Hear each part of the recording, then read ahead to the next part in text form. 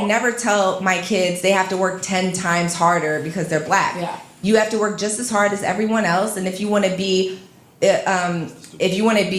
better, you know, like let's say the NBA for an example. If you want to be like a real all-star, yeah, you got to work harder. Yeah. But you have to work just as hard as everybody else. Your skin color in America is not.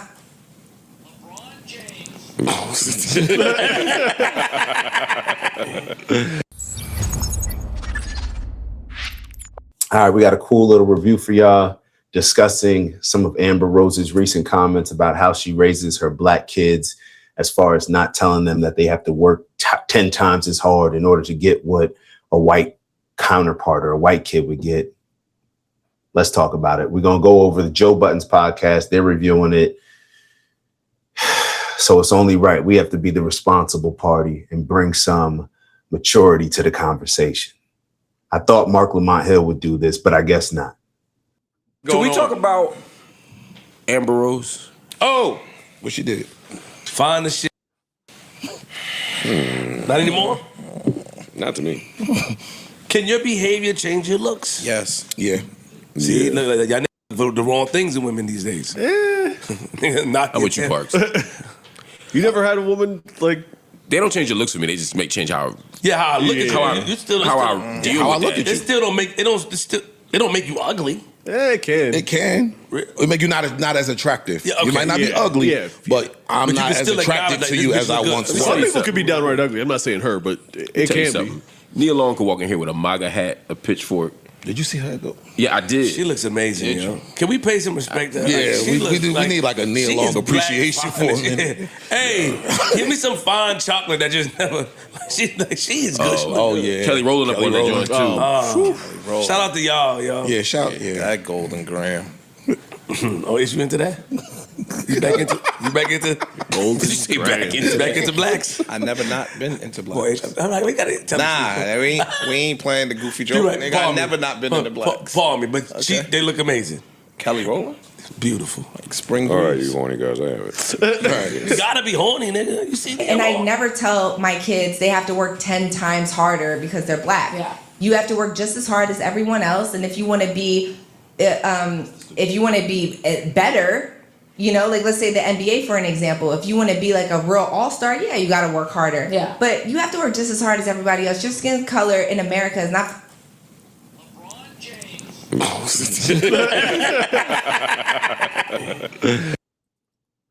Very quickly, I want y'all to write right now in the comments what you're feeling right now as far as her statement that she just made, as far as black kids having to work 10 times as harder in order to get what their white counterparts would get.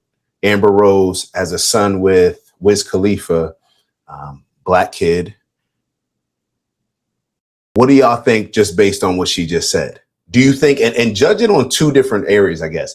Do you think that what she's saying is true? Because you could agree with what she's saying, but still have an issue with it. Or you could just not like the fact that she's saying it. Just leave it in the comment. And we're going to get into what the JBP, what they got to say. Hold on. What the fuck? This is your part of the money, yo. So hold on, wait, real quick. No, she said some more. Oh, okay. She said some more. You think that's wrong for her to teach her children that she's saying that I think we should she's just wrong. work as hard as everyone else? That's That's what I got not from what that. she's saying. So the second part of what she said, I agree with, and I've said up here. That first part, she sounds crazy. You shouldn't work harder because you're black? No, she's saying that she's not going to tell her kids you have to work harder than everybody else just because you're black. And she's kind of wrong in that. You think even today? Today. I think today in today's society, you still think that? Yes. That's what he's saying. Well, I just want to make sure. I'm Like not struggling. I just want to make sure I think that there's I don't agree with that. I think that there's an uneven playing field for us. And I think that her second part is the part that I agree with her on. You can still be great and be black. I'm not going to ever tell my kids that you can't accomplish whatever you want to accomplish as a black person in America. But he cut it off. But the first part of that, she's wrong. And I think she might be wrong because she never experienced it. If you never experienced it, and I don't know what her walk of life is, I do know that she was pretty all her life, and she started dating very rich men early on in life. And so because she did date rich men that were multimillionaires early on in life, she might have never had to face some of the adversity that a lot of people have to, especially in a corporate setting. This is what I mean when I talk about emasculated leadership. When you talk about level the playing field is never equal. This is why I'm glad that I played sports. There's somebody else that I'm competing with that may be a little bit taller, maybe a little bit faster. I may have the advantage in this particular area. They may have the advantage in another area. It doesn't matter. The field is never going to be a level playing field. All of us look differently. Ish pointed out the fact that she's been a beautiful woman. Obviously, you're going to have certain advantages when you're a beautiful woman that you may not have if you're not as attractive as that. Nothing is equal. But hold on, we're going to get into the more of the conversation as far as exactly what she said about Black kids having to work 10 times as hard. And one of the questions that I asked is, who on this couch had to work 10 times harder than their white counterpart to be as successful as they are in the field that they are successful? Because obviously it depends on the field that you're in. So once again, which one of y'all had to work 10 times as hard to have a successful podcast compared to your white counterparts? Let's keep it going now. You understand what I'm saying? Okay. And so a lot of Black women in corporate America are having to bust their ass 10 times more than their counterparts. So she can't make that claim because she's never had to experience that. Cool. I'm always. Oh, I thought you were saying. And this is another conversation. Like, stop it. A lot of and this is where a lot of these Black men, especially, and I'm not even trying to come at Ish. I believe Ish has a white girlfriend or wife, and it seems like a lot of these type of people try to overcompensate in a lot of ways. And it's the same thing in reverse when you see white guys who date Black women, whether it's, what's the comedian, whether it's Bill Burr or like Rappaport. I believe they have Black wives, so they feel like they got to do the most when it comes to a lot of this stuff. First and foremost, what is DEI? Like, you notice how we pick and choose different areas. So is it okay for a white kid or an Asian kid to talk about like, yo, why does this Black kid get to get into Harvard with this lower GPA compared to me when I have a higher GPA and I've out-achieved them in every statistical category when it comes to academics in high school? So we pick and choose when it comes to this stuff. DEI, when you look at a lot of the representation that we see, I look at it in my hometown. You look at it across the board. Black women in particular have been promoted, and it's been different at different times. But when DEI, and we always talk about how DEI really benefits white women the most. But when it comes to a lot of these positions, Black women are put in positions nowadays because you get to check off two categories, especially when it was Democratic leadership in office. And after George Floyd, I should say, when a lot of the companies were getting bullied to having those, what were those, like ESG scores? I forget exactly what it was called, when you had to have a certain amount of Black representation. They were putting Black women in those positions because they check off two categories, women and Black. So we got to be real when we having these type of conversations. We got to be real. And I'm still holding on to the overall bigger picture of this, because I'm not necessarily disagreeing with what they're saying, but I think they're missing the overall point of this. And I think we've continued to miss the overall point, which is why Black people continue to be in this victim position, still complaining about the level playing field. Because let's keep it real. Who really wants a level playing field? It's just the people who are disadvantaged, who feel that they're disadvantaged and who feel that they're the victims, who feel that they're losing, who want stuff level. Everything that we do is to create an advantage. Everything that we do, let's say for our kids, or everything that we do to go to college, we're trying to create an advantage. Nobody's trying to go to college or get a master's or get an advanced degree and sit around and say, hey, let's level the playing field. No, you're trying to create advantages for you and yours. The problem that we're getting ready to talk about, that I'm going to hold off actually talking about, is, I'm just going to say it, the fact that we don't own shit. So those are the particular areas that we're complaining about not having an advantage in. Because if we own stuff, we look at things from a totally different perspective. When you're a business owner compared to a worker, yeah, you're going to look at things a lot differently. When you're an owner, you're going to have somebody, yo, I just busted my ass. Imagine somebody coming into Joe Budden's podcast with Joe Budden having the type of personality that he has, and somebody going to tell him who he has to hire. No, you got too many Black men on this couch. You need to hire one more Spanish person, You need to hire 2 more women. Joe Budden will look at them like they're crazy. Like, yo, this is my shit. I built this. You can't tell me who I'm going to hire. It's a different perspective. So the reason why Joe Budden has an advantage on his show is because he owns it, so he can hire whoever it is that he wants to hire. The problem is we don't own enough shit to create the advantages that we want to create for ourselves. So therefore we can hire whoever it is that we want to hire. Let's keep it moving. And then when we get, let's keep it moving. You disagree, nigga. No. Yeah, go ahead. Go ahead. Mark. I sound like yeah, that's right. Yeah, no, go ahead. I was trying to pull up a quote, but go ahead. I'm saying that I feel like I didn't look at it that deep, right? Surface level. So that's where I can go wrong at. Mm-hmm. But I'm saying I don't think there's an issue of somebody teaching their children to not put up a color barrier. That's how I agree with that. Like, you'll go out there, bust your ass just like everybody else, and you can get whatever you work hard for. Sure. That's how I took it. She said that I want to ask they a don't question. have to. Perhaps Queen's flip is, you could call it surface level, you can call it whatever. Perhaps he's looking at his life. What about Queen's flip's success in his life where he had to work 10 times as hard?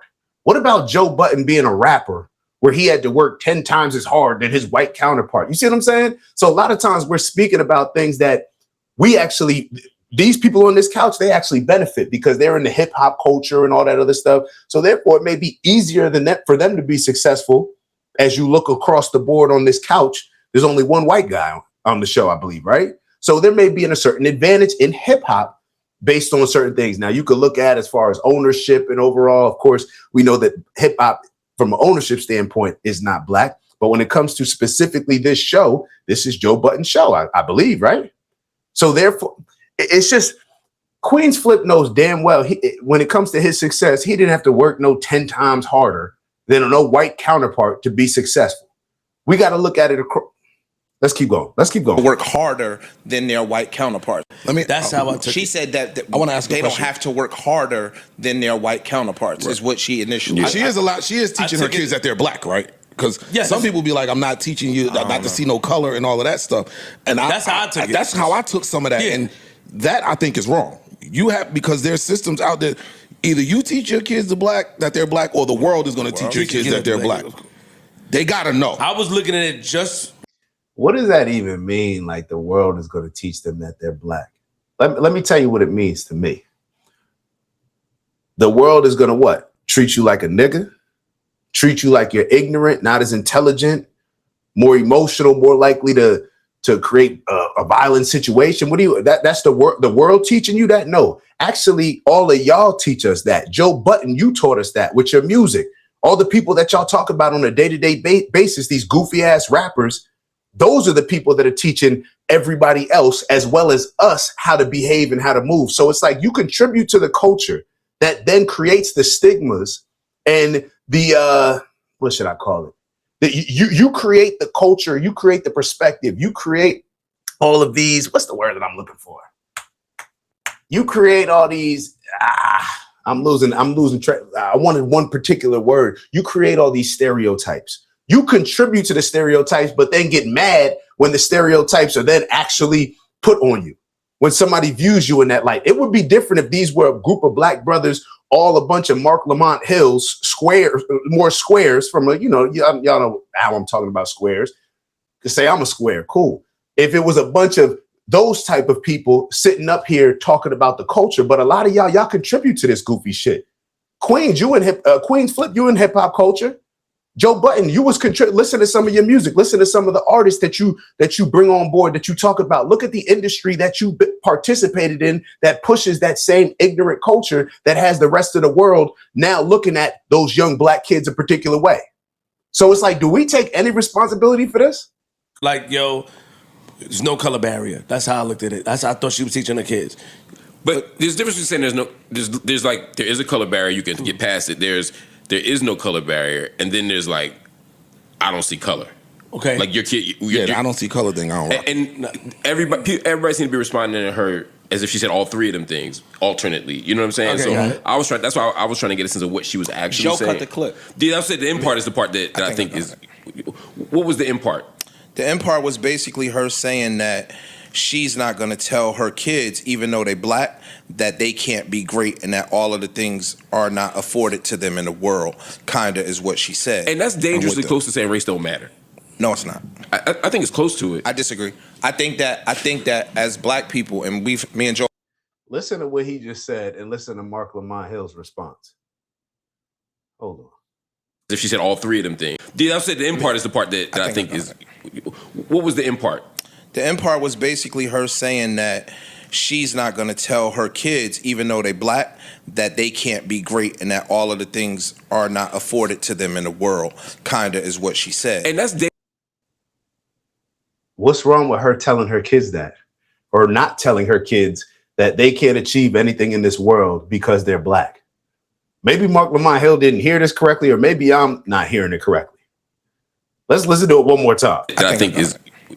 What was the end part? The end part was basically her saying that she's not going to tell her kids, even though they black, that they can't be great and that all of the things are not afforded to them in the world, kind of is what she said. And that's dangerously close to saying race don't matter. No, it's not. I think it's close to it. I disagree. I think that as what does Mark Lamont Hill even mean? Race don't matter. Like what? Like yeah. Yeah. This is why people look at us as black people as with pity. This is why they pity us. This is why, and it's usually, this is what happens. It's polarized, right? Polarized conversation rather than just coming to a mature central ground. It's either you got the people that just pity us so much that they want to give us social programs that cripple us. They want to give us certain benefits and certain advantages because they're saying we can't expect y'all niggas to perform as well as these other Asian and white kids. So therefore, we're going to lower the bar for y'all to get into Harvard.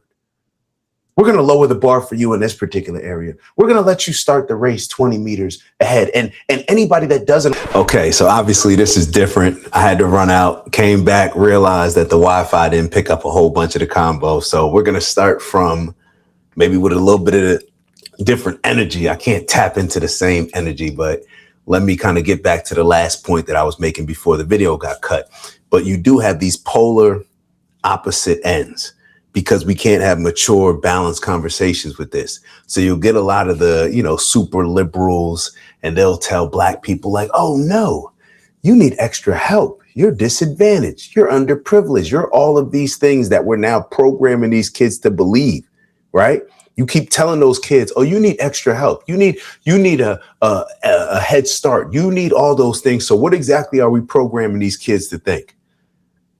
And those are the people on one end. And like, I don't know if I explained it already, but then you got the other people on the other end, which is like, it's like you have zero empathy and understanding to how a particular group of people could get to that. Now, you don't have to care. You don't have to have empathy. You don't have to have sympathy. But the more one side gets extreme, the other side gets extreme, rather than us just saying, yo, let's come together and figure this thing out. Let's come together and figure this thing out with a sensible approach. But instead, we're over here accepting, getting treated as if we're less than by the people that we root for and support, because based on them treating, or based on us accepting their treatment of thinking that we're less than, they're the ones that are, how can I explain this? We accept being the victim. We accept that we're underprivileged. We accept that we're disadvantaged. We accept all these things just so we can continue receiving the benefits that are not benefits, that are actually hindering us, but they make us feel better in the short term, even though they destroy us in the long term and destroy the next generations of us as well. So let's kind of get back into it. I'm gonna get the energy back. Let's get back into it. All right. Agree. I think that as black people, and me and Joe have had this fight, me and Corey have had this fight. I don't think that you should tell your kids that they can't be great. You can be great. Now, the hurdles that you might have to jump We've never had that fight. No, listen to what I'm saying. The hurdles that you might have to jump will have to be higher. I think when we start telling people that the systems set in place are preventative from them being great, I think that's a dangerous message. I think that's a dangerous message to send to your children. I agree with you. I'm saying though, if she's saying that you don't have to run faster or jump higher, she's wrong. And I'm saying that's the part that's dangerously close. She's wrong. Yeah, but I'm saying that's dangerous close to saying race don't matter, right? To me. You know the problem with simply saying she's wrong without giving the context that hopefully I'm providing here is that when you say that she's wrong, you're not acknowledging that it's easier for Black people to succeed in some areas. Some areas. Now, we don't have as much ownership across the board, so therefore those areas are going to be small compared to the other areas where it may be more beneficial and where white people may have an advantage. But the problem is not white people preventing us from doing certain things. And if they are preventing us from doing certain things, it almost should work in our favor. Like I think I described before. Hopefully y'all have already heard that. But it's just when you actually explain the issue and why we don't have advantages in a particular area, then you can get to the root of the problem and say, oh, the reason why they have advantages because they own this particular, they own a lot more businesses in this industry, or they own a lot of businesses in this industry. They have more universities. They have more of this. They have more of that. Okay, so what's the solution? Okay, maybe you should, instead of supporting their businesses, if you choose to do so, maybe you should support your homie's business. Maybe you should support this other business. And it shouldn't just necessarily, in my opinion, I lean away from the whole, I was getting ready to say I lean away from the whole Black owned and celebrating the woman owned and just have a good business. I don't like when I see woman owned. I don't like when I see the Black owned, because I just think that it's people.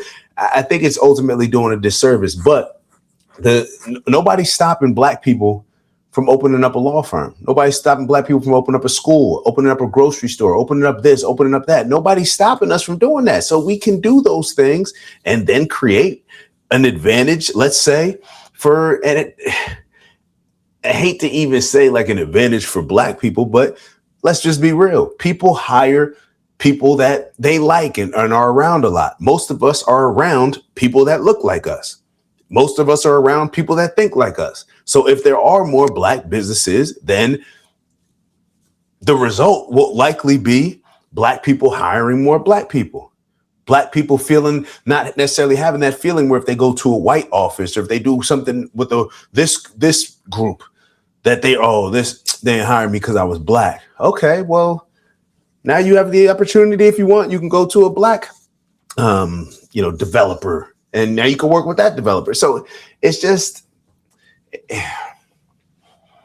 I hate the whole race baiting in general, but I also hate it when a lot of these people that make it about race, they never get to the root of the problem. So it's like, even if you had an issue with it being about race, why don't you provide some solutions to give people opportunities to work out whatever issue that is and to create more advantage amongst that particular group? Because that's what we're all working for. We all working towards having some type of advantage, whether it's for us, whether it's for our kids, or whether it's for however other group and whatever other designation of group we decide. Let's keep going. And I think, again, there's a lot of privilege involved in that. The fact that she's racially ambiguous and probably hasn't been Black her whole life. Hasn't identified as Black. She don't really identify as Black now, right? Well, this is what Jocelyn smacked the shit out of her over on College Hill. And, a lot of us was riding with Amber because, the homie. That was your homie. I like Amber. I know Amber. I like Amber, yeah. My problem with some of this is, hey, everybody raised their kids how they want. I'm not sticking my nose in nobody's household. What you put in the oven is what you end up getting out the oven. That's totally on you. My problem with this is I only know Amber Rose from Black spaces. See, I don't mind nobody being MAGA. I don't mind nobody with their own views. But why y'all don't never say it sooner? We know Amber from Philadelphia. We know Amber South from Kanye West. We know Amber from music videos. Wiz. We know Amber from Wiz. 21. Yeah. It ain't no white around. So cool, now you mag it out, and now, you on your whole, I got it. But why not say it sooner? Well, I could tell you why I didn't say it sooner, because I got caught up in all the BS that Black people typically buy into. I got caught up in all the liberal stuff. I got caught up in all the Dr. Umar Johnson stuff. I got caught up in all these things based on how a lot of us are raised. So when you grow up, maybe seeing yourself as, oh, the conservatives, the Republicans are racist, and you see yourself as a victim, and we need to have certain advantages, so therefore we could level the playing field and all this type of stuff, and you got to work 10 times as hard. And if you grow up thinking that, then you're naturally going to have to go through some sort of development like I did when I had to realize, like, okay, all these black people, like, I'm with the blackity black stuff. All right, I'm going hard with it. Now all these black people that are in positions to where they can actually do something and throw some opportunities are my way, right? Throw some opportunity. And it's not even throwing the opportunities. I'm talking about certain situations where we had the programs ourselves for these same type of kids, these disadvantaged, underprivileged kids. Yeah, I even wrote it in our nonprofit program, in our flyer. You know what I mean? So I'm creating the program for them. But then when I reach out to black people who are in positions at the Board of Education, and they say, oh, no, we can't put this in kids' backpacks because parents have been complaining about receiving too many letters. So I've actually gone through that process to see a lot of these people that talk all this black shit. They're full of it. They're full of it. And you realize, like, damn, our problem is this victim stuff. So then you may change how you view things. Now, Joe, I don't even know how he kind of connected these things as far as starting off by saying, well, because I only know her from black spaces, now I have an issue with her saying that I'm not raising my kid to think that you have to tell him, to convince him that you have to work 10 times as hard to get certain opportunities as your white counterparts. And he mentioned Kanye West. Well, Kanye, and then he connected it to the MAGA and Donald Trump and all this other stuff. Why didn't you mention Kanye? Well, if we know her from Kanye, I guess it would be pretty consistent that she's maybe leaning into certain aspects of MAGA. Now, I don't think that anybody should be a fanatic of any of these groups, whether it's Democrat, Republican, MAGA, Blood, Crip, fraternity, sorority. I don't like it on any of it. Now, the frats and sororities, I ain't gonna get into all that. That's for different reasons. But you look at how cultish we are and fanatical when it comes to the religions and how many issues that causes. So across the board, I don't think anybody, when you're a fanatic of a particular group, it's a lot easier for you to get manipulated with tribalism and violate that golden rule of treating others the way that you want to be treated, because you have this tribalism aspect to where now you're okay with violating somebody else and something happening to them that you would never like happening to you, because we're good, they're bad. Right? That's the type of mindset it develops. But talking specifically about Amber Rose, and then he mentioned Wiz Khalifa. We only know you from these black spaces, so why did we have to, bro? Maybe it takes time to wake up and realize that we've been buying into a lot of bullshit. Now, maybe it's different. They feel because Amber is mixed or whatever. I don't even know. I thought she was just white. Maybe she's mixed. I don't know. Whatever. Matter of fact, I guess people have told me that she's mixed. It doesn't even matter to me. Well, for this particular conversation, Amber saying these things, now you can't be black. You see how people like try to box you in as a black person? So now if you're in black spaces, you can't. So if you're in black spaces, you could love Bill Clinton, you could love Joe Biden, but you can't be a fan of Trump and MAGA. See, what we should be saying is we shouldn't be fans of any of these people. But yeah, I hope y'all understand what I'm giving context to and what I'm trying to say. I don't know if it's coming through to y'all, but y'all let me know. Let's keep going. But she would say, but look, I'm sorry. So she has said that she's seen the light, that she was a liberal, that she saw the world a certain way. She was doing walks, all that stuff, and now she said at some point she saw the light and now she sees the world very differently. She had a political conversion. And I would say, is it okay when Black China decides to take out the butt shots or whatever she did and now she got this conversion? Do y'all just want people to be as ignorant as they were 20, 30 years ago? Joe, maybe this is a sign that you need to mature some of your views, especially when we look at the things that we're complaining about haven't been changing, and we've been complaining about them for the last 50, 60, 40, 30 years. It's like, at what point do we say, oh, okay, well, maybe we need to try a different strategy, or maybe the group that we're putting all of our backing into, this political part, maybe we need to figure out, okay, or at least before we even change, because a lot of people just ain't gonna change. But maybe we need to challenge them and say, hey, we've been voting for y'all, but y'all haven't really done much, and all y'all do is say that you're better than the other group, but for other people's initiatives and agendas, you seem to be accomplishing their stuff, but not, really rocking with us. Joe Biden saying his number one priority is the LGBTQ community. The last time that I checked, Black people were the voting base that has been the most dedicated to the Democrats.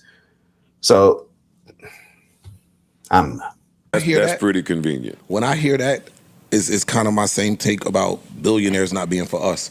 I think once you start playing around in certain rooms and getting around certain people, your ideologies change and you start to adapt that. Yeah. So you could call it seeing the light. I call it you're playing over there in another sandbox and now you're drinking that Kool-Aid. But my question is, why are you in that sandbox? So that I could get that Kool-Aid. Right. That's my goal. I want to get over there. Yeah. So what do you say to the people that don't want their children going into society or different places and having this grudge against other ethnicities, right? So if you instill that, because I've watched that coming up, if you instill that in your head, like, yo, if you instill that in their head, watch this, watch that, opportunities aren't fair. Sometimes you go into an environment with this grudge already. And sometimes that can hinder you in certain situations. So, so what would be the middle for you, Mark? Or prep you. Say it again? I see. Queens, you one of them, huh? I see what Queens is. Queens one of them cats that play dumber and that see certain things, maybe that. And the reason why I say play dumb, because Queens is he's seeing certain things, but he just doesn't feel maybe strong enough in it to really stand firmly on it, or he doesn't feel that confident, or maybe he's just not as sure of it. You know what I'm saying? So I see what Queens is asking. I see it, and he probably also doesn't want, the people that view the show to be seeing him as an Uncle Tom and all that other stuff. You got to watch out for that. A lot of people are scared to be called those type of things. It is what it is. As far as if you know me, then you know me. Mm-hmm. Or prep you. Mm-hmm. Yeah. It's all about how you raise the kids. Sometimes when I give talks to young Black men, I say there is a conspiracy against you. The world doesn't see you as smart, as talented, as moral, as healthy, as principled, as capable, as deserving. There's a conspiracy to lock you up. There's a conspiracy to put you on drugs. There's a conspiracy to kick you out of school. Yes. I said the question is, are you going to be part of the conspiracy by doing these things? Right? Yeah. Why don't you ask your man Joe Budden sitting right next to you? Why don't you ask him? He's in hip hop. Oh, there's a conspiracy by who? And who are they using as pawns to feed into that conspiracy? There's a conspiracy by who? Because what influences young kids more than hip hop right now? What influences the young kids in the Bronx, in Chicago, in LA? What has influenced them more than this hip hop culture that has turned into Black culture? They'll point out the conspiracy against Black kids. They think you're this, that. And I'm going to go back a little bit to make sure all the things that he just named and address them. But I wanted to get out his full point. But do y'all ever take responsibility and accountability for the role that you played in pushing that conspiracy? Nah, y'all want to dick ride Jay-Z. Y'all want to dick ride all these other goofy rappers that are pushing the same things that y'all are calling conspiracies that are going to have those kids landing in jail, just like Mark Lamont Hill said. He said, I asked those kids, are you gonna fulfill that conspiracy? Well, Mark Lamont Hill, instead of asking the kids, why don't you, in addition to that, let me not say instead, why don't you, in addition to that, ask your man's Joe Budden, ask the rest of the people that you're in touch with when it comes to this hip hop community, ask your man Charlemagne, ask the people at the Breakfast Club, ask all these people about the stuff that they're promoting and how that contributes and plays a significant role in the conspiracy to lock little niggas up. But they'll never do that. Why? Because they want to be liked rather than push people in a direction that can actually help solve problems. You want to be like Mark Lamont Hill. You too smart not to know this. Let me listen to let's run this back. How you raise the kids. Sometimes when I give talks to young Black men, I say there is a conspiracy against you. The world doesn't see you as smart, as talented, as moral, as healthy, as principled, as capable. Let me just throw a couple different. The world doesn't see you as smart, as capable, as healthy. We're not as healthy, Mark Lamont Hill. The average black woman weighs 189 pounds. We're not as healthy. Go sit down with some of the mayors in the cities like I have when you compare Mount Vernon to New Rochelle and wondering why do the black people in Mount Vernon, a town that's a far greater black population, why are they dying 5 years earlier than the people in New Rochelle? While y'all are letting these liberal policies convince them that it's okay to be fat, it's okay to be obese. There was just a video out of Ilhan Omar fighting for people to get insulin for their diabetes. Bro, how about you fight for people to be healthier? But this is something that they never do. Why? Because they always have to play into the victimhood of people. They're never about holding people accountable. Like, yo, you need to get in shape, bro. You need to get in shape for you to become healthier. And also, it's not fair for you to be so out of shape and so incapable that now the rest of the country's got to use their tax dollars to take care of you because you're sick. Okay, if you want to live that particular type of life, then you pay for your own insulin. If you don't want to work out, if you don't want to eat healthy, if you don't want to do all these things, cool, you pay for your own insulin. Let me listen to what else he said. Or prep you. Yeah. It's all about how you raise the kids. Sometimes when I give talks to young black men, I say there is a conspiracy against you. The world doesn't see you as smart, as talented, as moral, as healthy. As moral. Bro, let's be real about black culture. Come on, Mark Lamont Hill. Forget the world seeing you as moral. Mark Lamont Hill, you feel you come to my hometown of Montclair, right? Okay, my hometown of Montclair that has gotten significantly, the black population is going down tremendously. But let me ask you this question. Montclair, beautiful town, right? You feel more comfortable walking around there? Or do you feel more comfortable walking around certain areas in the Bronx, certain areas of Brooklyn, certain areas of Chicago, DC, Baltimore, LA? Which do you feel more comfortable walking around in? So don't give me the whole moral stuff without addressing the fact that there's something that we can do on our end to change this conspiracy, to address these type of things, to address these stereotypes and to flip them. We act like we just not even responsible in carrying out these things, or we're so weak, I guess, that we blame white supremacy for all this type of stuff. So therefore, that's why we got to act like niggas. That's bullshit. That's bullshit. And we were coming out of slavery, conducting ourselves in a more professional, let's say, what you would call more moral way than what a lot of these young kids growing up on. Why? Because the influence of the culture. The culture's the one telling them that they should drill and spin on the op, that they should sexualize women, that they should do all of these things that then we want to cry victim to and say that this is a conspiracy against black people. Meanwhile, we're the main ones pushing the conspiracy. You could say that they got the bag and they're giving the bag out for people to promote this type of conspiracy, but we over here condoning it. We're participating in it. Joe Budden participating in it. And then you, Mark Lamont Hill, you condoning it. You're not calling it out. As principled, as capable, as deserving. As capable as deserving. What are we talking about deserving? Like, this is the problem. Like, black people think you deserve something. You don't deserve shit, bro. You deserve what you work for as deserving. Like, this is what I keep talking about, this emasculated leadership that we have. Teaching kids that, oh, you're deserving. What does that even mean? There's a conspiracy to lock you up. There's a conspiracy to put you on drugs. There's a conspiracy to kick you out of school. Yes. There's a conspiracy to lock you up. There's a conspiracy to put you on drugs. There's a conspiracy to kick you out of school. I think whatever else he said. Okay, who's that conspiracy portrayed by? Who's pushing the music and the culture that's going to have these little homies getting locked up? Oh, well, yeah, I know we're the ones pushing it, but it's based on the white record label owners and they're responsible. Forget us that actually are the pawns that actually follow through and promote the stuff, promote the poison to the community. Forget the Jay-Z that's promoting the poison to the community. Forget all these people. It's just the white man. It's just this. It's slavery. It's slavery. So the question is, are you going to be part of the conspiracy by doing these things? Are you going to be part of the conspiracy, or are you going to be part of the solution, Mark Lamont Hill? You'll call out all these people when you get on these platforms arguing for Palestine against what Israel's doing. But do you ever hold accountable the black people that are contributing to the issues that we have in Black America? All this conspiracy stuff that you're talking about. Do you hold these dumbass rappers accountable? Do you hold these entertainers accountable? Who do you hold accountable? Right. So I begin with the structural part, and then I say, yeah, but you're not going to school. You helping a conspiracy.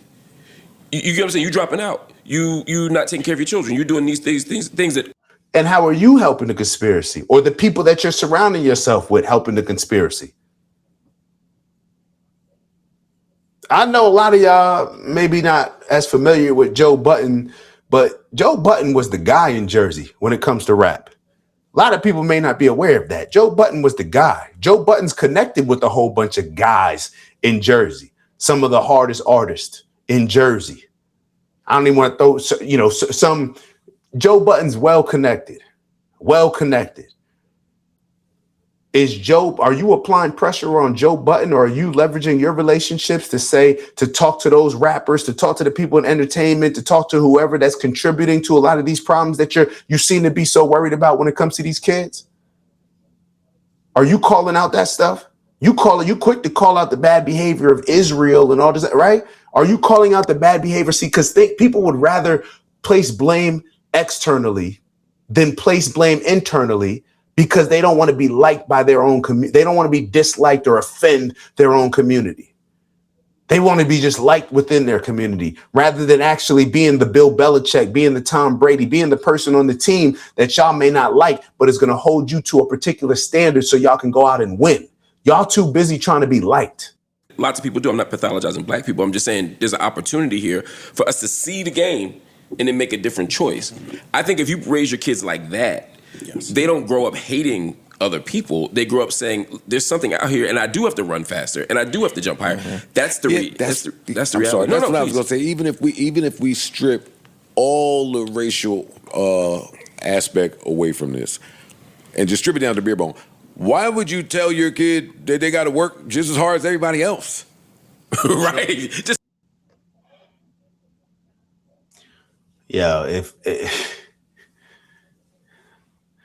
Sometimes I wonder, sometimes it gets real frustrating, man, when certain people have these huge platforms with so many people listening to them with such a big influence, and it's like, how successful do you need to be to just have a backbone and just stand on something? Joe, what are you talking about? And the rest of y'all goofy as hell, like going along with this. Like, what are y'all talking about? Why would you tell your kids that you have to work the same hard? That's not at all what the conversation was about. The conversation was based on race. I'm not going to tell my kid that they have to work 10 times as hard just because their skin color. She wasn't saying I'm going to tell my kids to just work the same, do whatever everybody else is doing. No, what she's saying is something different, that you do not have an inherited disadvantage based on your black skin color. That's what she's deciding to teach her kids. Now, once again, I already told y'all that there are certain advantages that a black kid being born right now is going to have. But a lot of those disadvantages are because people like us and the people on this couch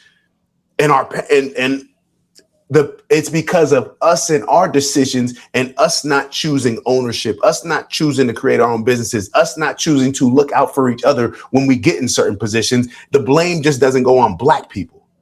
There needs to be more context. I mean, the blame doesn't just go on white people. There needs to be more context to it. And I know we almost at the end of the show, but something I'm big on right now is just saying, this is just my opinion, though. This is all just my opinion. I should have started off with that. I've been getting a little bit better, I think. But yeah, this is all my just opinion. It's all my opinion. I know that we're taught to say certain things as their facts and present them. And you don't start off sentences with I think or I believe or my opinion. This is all my opinion, This is all my opinion. And I want to make sure that I'm giving, people grace, giving myself grace, because like I've told y'all, in this conversation that we've been having, I used to think a totally different way before. Now I think a different way now. with new experiences, new perspective, learning new things, I may think a totally different way in 5 years. But I just don't but I'll never run from accountability when it comes to that. I'll never run from accountability. And that's what it seems like happens often in these conversations. And I don't like it because I don't like it, not because it's going to impact them or I have any issue with them. I don't like it because it sets a bad precedent for the generation behind us and for the kids behind us. It brainwashes them. I don't even understand that. Right. Pushing mediocrity to your kids. I just don't get it. Now her saying that is pushing mediocrity to her kids. No, you telling your kids that they need to work 10